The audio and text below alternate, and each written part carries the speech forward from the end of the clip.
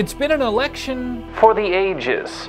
Longest election, most expensive election, most Aboriginal candidates, most female candidates, highest pre-election day voter turnout. And on election day, whatever we decide, it will make history. Canadian electoral history.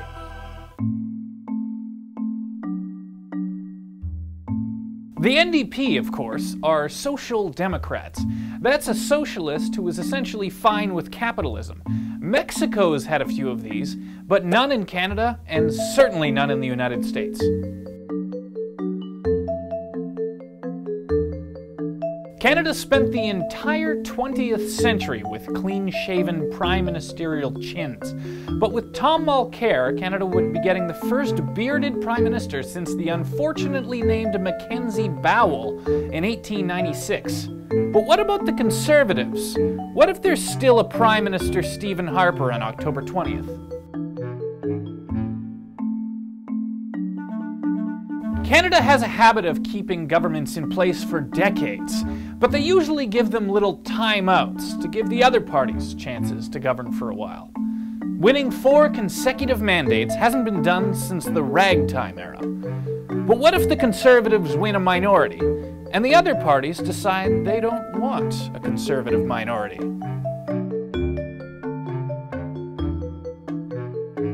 That's right, an NDP Liberal coalition.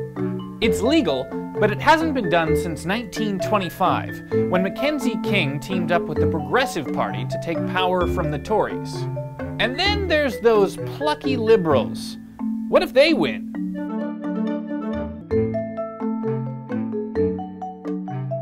Every single election in Canadian history has been won by either the incumbent or the official opposition. This would be the first time where a third party, and a third party with only 34 seats at that, has blasted its way into first place.